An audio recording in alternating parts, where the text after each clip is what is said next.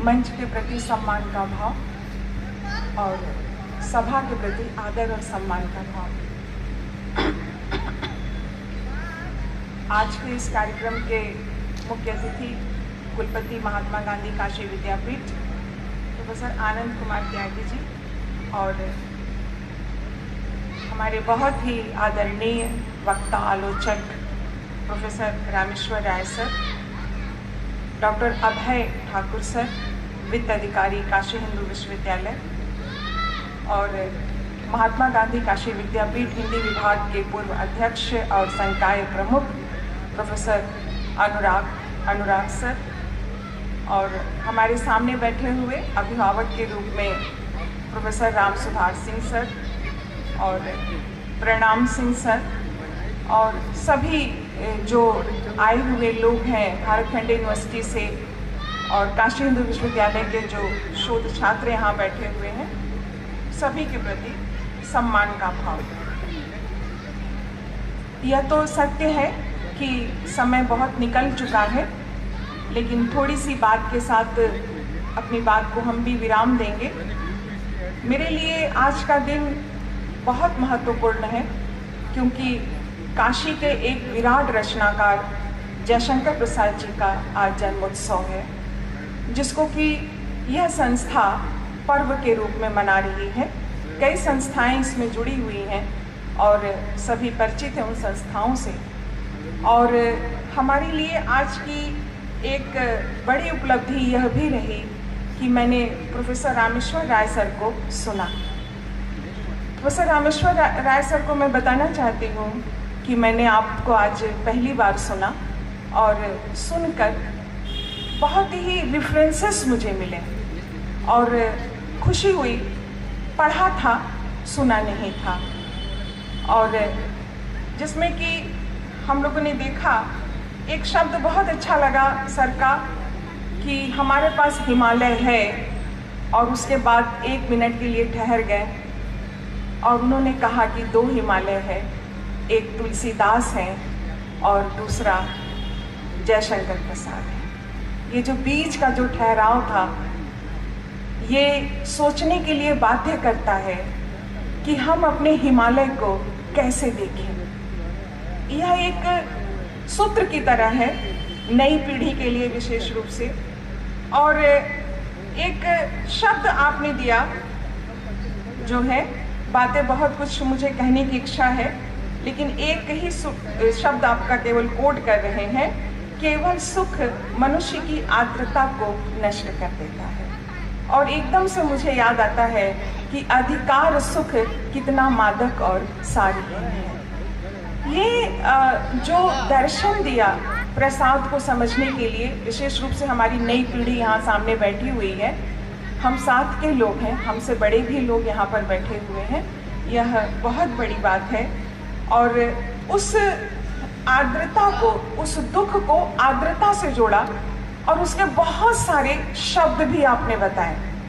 तो यह एक उपलब्धि है कि प्रसाद के साहित्य को पढ़ने का तात्पर्य है कि हम अपने जीवन में संवेदना रखें। बहुत सारी चीजें, बहुत भौतिकता, बहुत सुख जो कि भौतिक पक्ष से जुड़ा हुआ है, उन सभी चीजों से कहीं जरूरी है हमारा मनुष्य होना।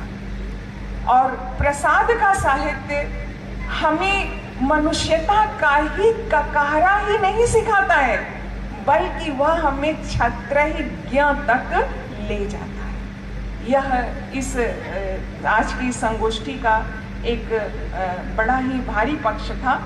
और इसी बात को हमारे वित्त अधिकारी जी प्रोफेसर अभय ठाकुर सर ने भी प्रसाद के साहित्य में जो मानवीयता का पक्ष है वो हमारे सामने रखा और ध्रुव स्वामिनी के सशक्त चरित्र को आज के संदर्भ से जोड़कर बताया। जो ध्रुव स्वामिनी ने जो स्टेटमेंट्स दिए हैं वह सचमुच में इतना सशक्त है कि जब हम लोग क्लास में ध्रुव स्वामिनी पढ़ाते हैं तो उस समय क्लास ही नहीं बल्कि जो शिक्षक होता है वह भी मनुष्य के अस्तित्व को समझता है, आत्मसात करता है। ध्रुव स्वामिनी जब कहती है कि हमारे शरीर में भी रक्त की लालिमा दौड़ रही है, शरीर शब्द नहीं अक्षरशः, जब वो कहती है कि रक्त की लालिमा दौड़ रही है, तो यह बहुत सुंदर सा शब्द आता है और किस तरह से वह स्त्री के आत्मसम्मान को वह सामने रखती है। और प्रोफेसर अनुराग सर ने जो कहा कि जयशंकर प्रसाद जी सिर्फ इतिहास और पुराण को हमारे सामने रखते ही नहीं है, बल्कि उसके जो कंटेंट है, बल्कि यही बात अभय ठाकुर सर ने भी कही कि उसके जो कंटेंट हैं वह अपने साहित्य के माध्यम से उसको सामने लाते हैं।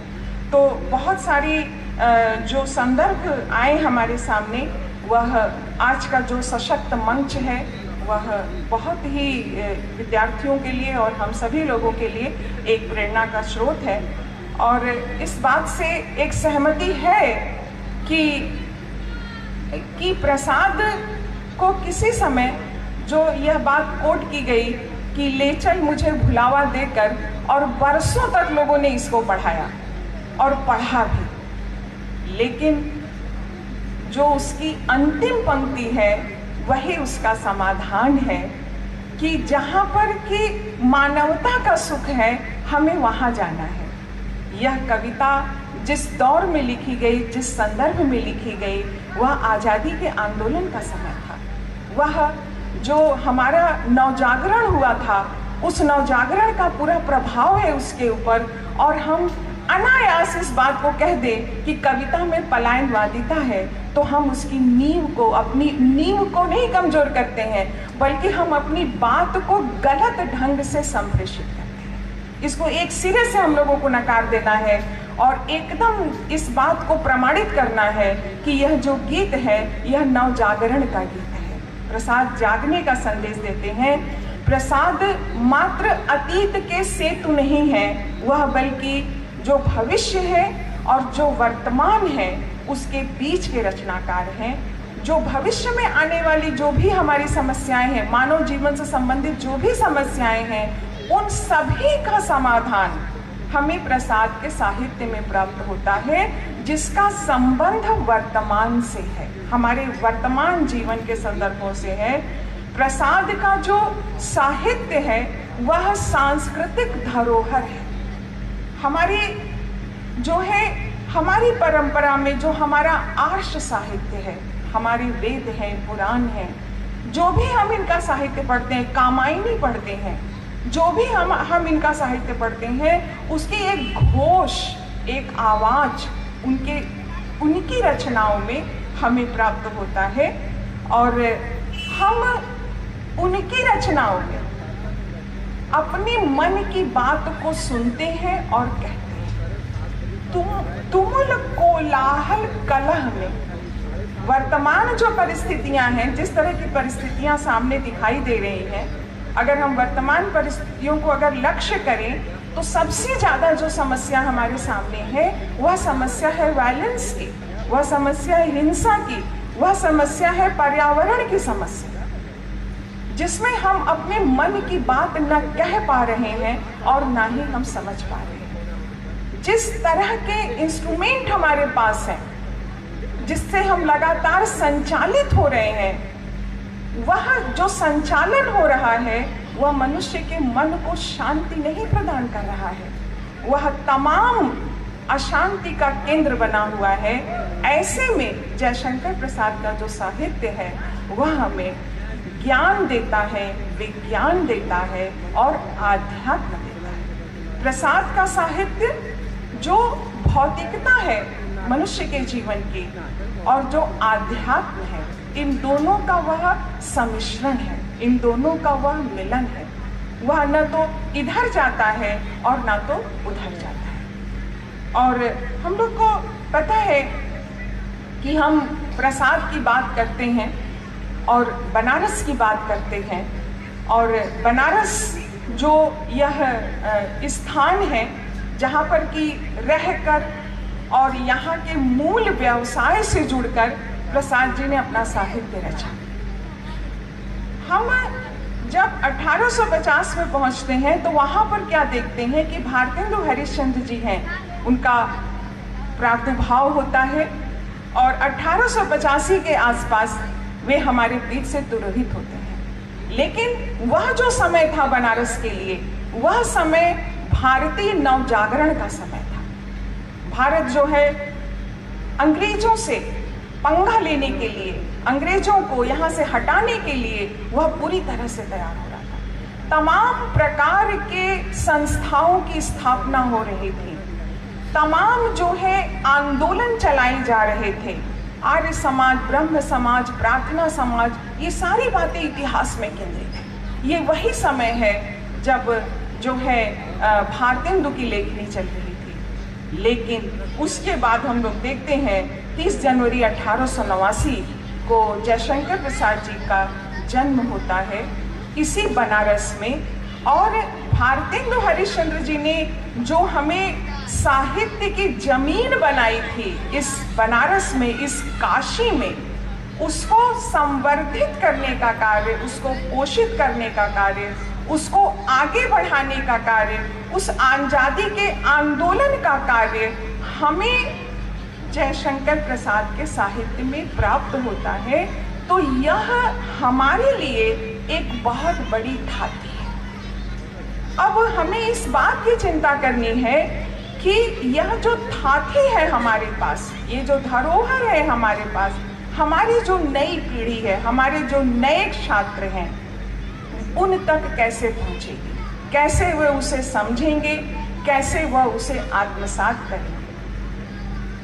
जयशंकर प्रसाद जी की हीरक जयंती 1964 में मनाई गई थी, इसकी चर्चा हमने पहले भी की है।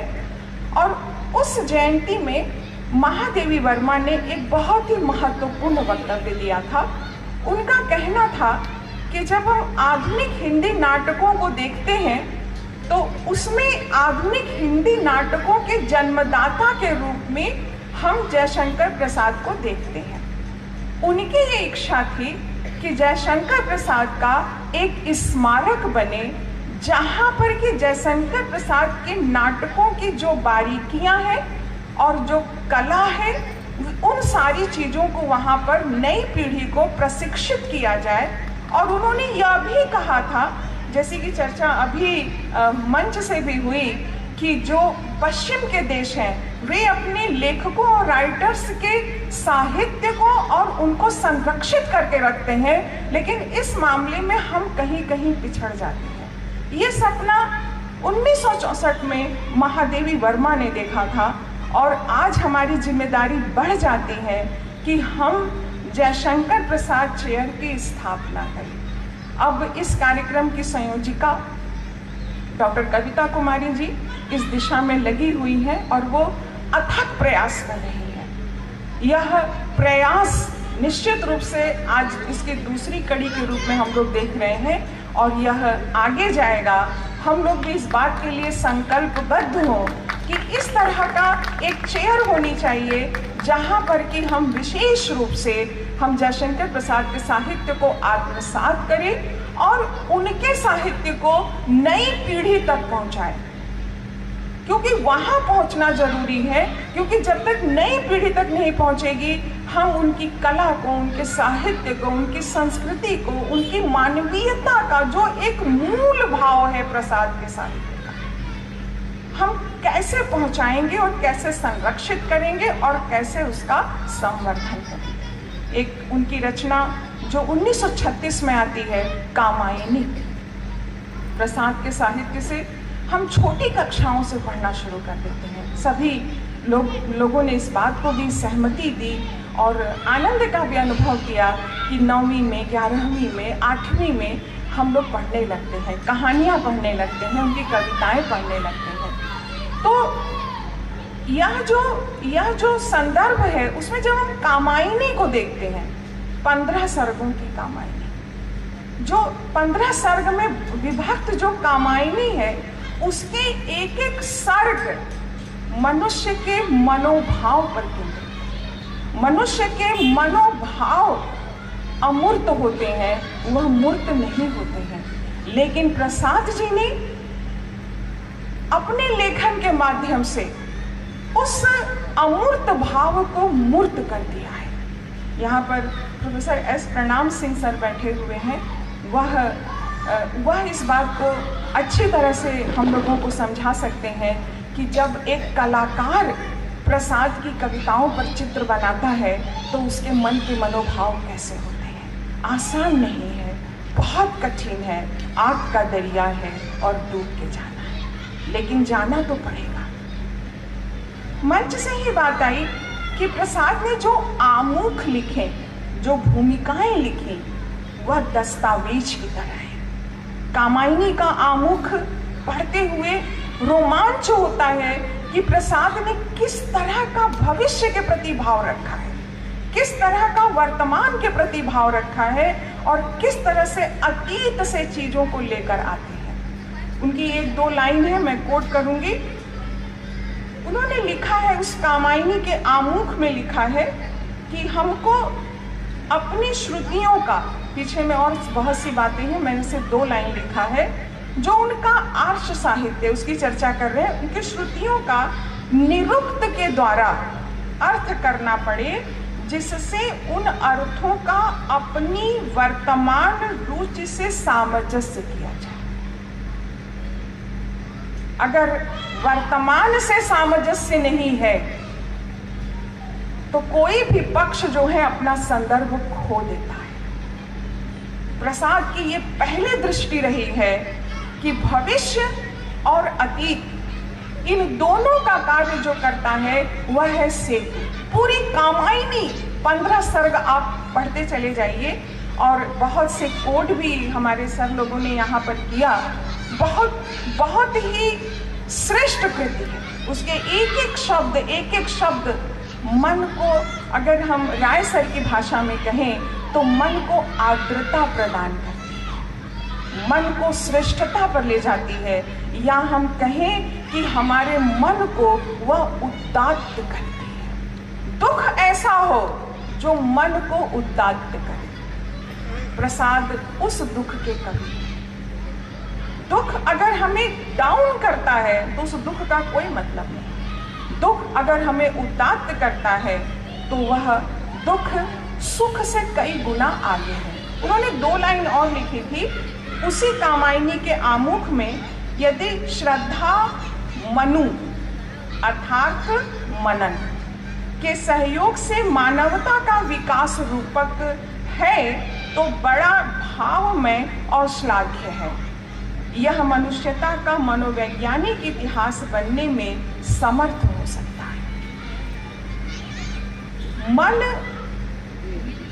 श्रद्धा और मनन, इन तीनों का हृदय, मन, मनु और ईड़ा, ये जो त्रिकोण है श्रद्धा, मनु और ईड़ा का, इन तीनों का जब ये त्रिकोण का जहां सम्मिलन होता है वही आनंद की प्राप्ति होती। वही हम कहते हैं समरस थे जड़ या चेतन।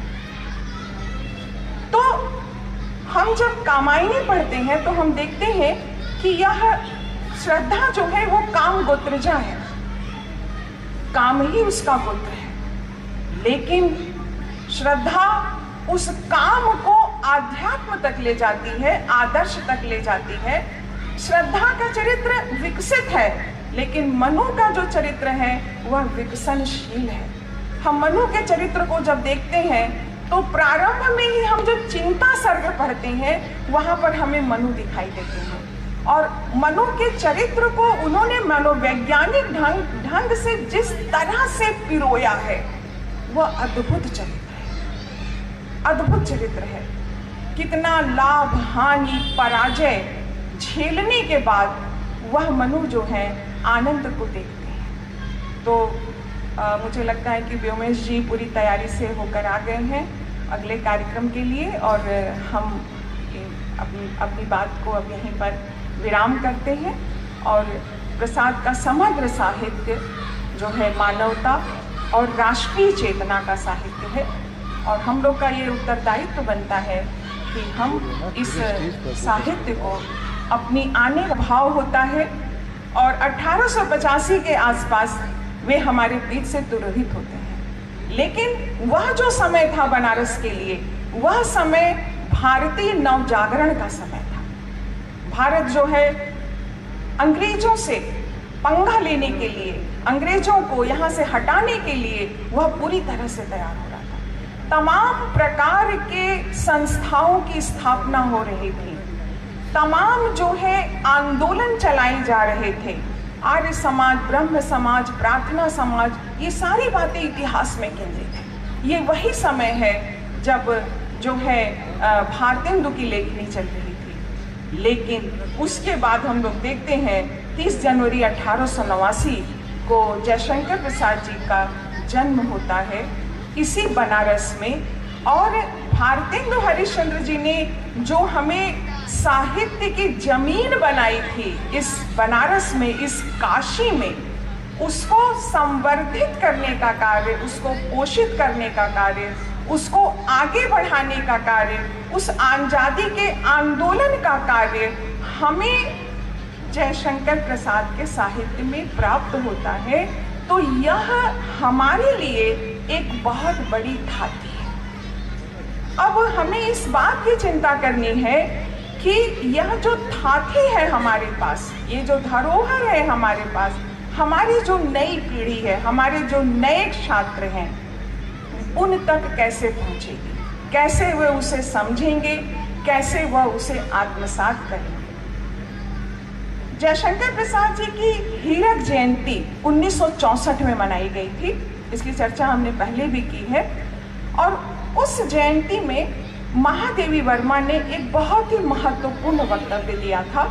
उनका कहना था कि जब हम आधुनिक हिंदी नाटकों को देखते हैं तो उसमें आधुनिक हिंदी नाटकों के जन्मदाता के रूप में हम जयशंकर प्रसाद को देखते हैं।